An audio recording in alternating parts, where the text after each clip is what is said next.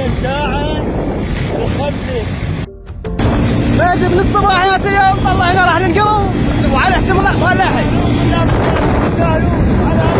يعني شو هسه بالخمسة ونص زين، وانا لازم العمل يكون كبير يكون بالست.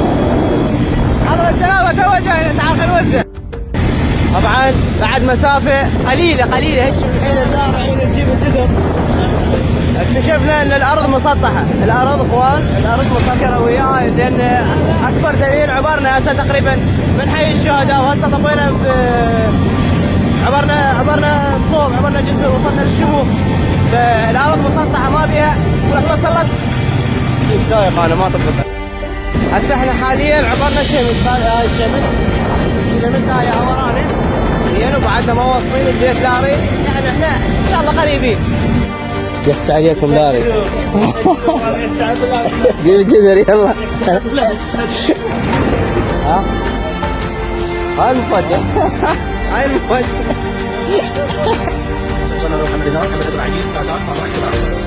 طبعا نتمنى هاي التجربة تعم كل ابناء المدينة، بالعكس هم عمود المستقبل هذا البلد. احنا نريد يعني نخفف عنهم كذا، نقول لهم احنا وياكم، ولقينا طريقة غير هاي الطريقة اللي تساهم به. ان شاء الله يوفقهم حق محمد وال محمد.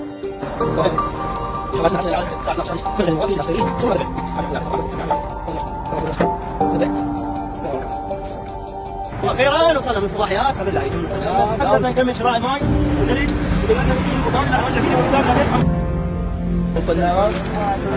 هسه جاي نوزع لهم. نتمنى يعني من الاهالي القريبه اصحاب المواكب يكون شكو مركز امتحاني، يعني يوزعون ببابه ماي عصاير الطلاب. ذولا بنات المستقبل، اكررها اكثر من مره، ذولا هم عمود المستقبل للمجتمع العراقي، فاحنا محتاجينهم. كوادر تدريسيه، طلبه، هم ذولا المستقبل، هم ذولا امل العراق. فبنساهم وياهم ماي، تقعد وياهم تقول له دواك الله، كلها للعراق سويها، ثواب العراق وشهداء العراق.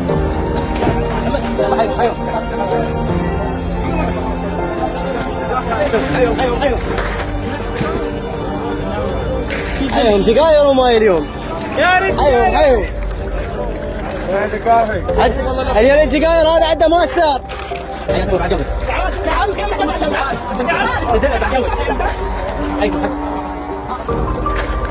وين على الماء؟ وين؟ هذا الماء ليش مني؟ يصير عمار بياس. تعال دكتوراه. هو المعلومات تجي من ماكو كمان. اللي يشرب من هذا الماء عمار بياس. اذا يشرب لك ينزل من 10 من بشري. لا من وين تعور؟ زلقنا فرع. طب بس انا زلق الفرع. هذه شرفات بالخدمة. هذا خدام. احنا الادبي ما نجيهم. هذا بعضات اجل.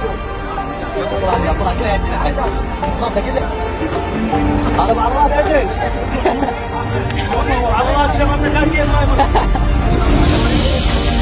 هذه العباس اللي بالجنة. تعال عضلاتك وانت تعال.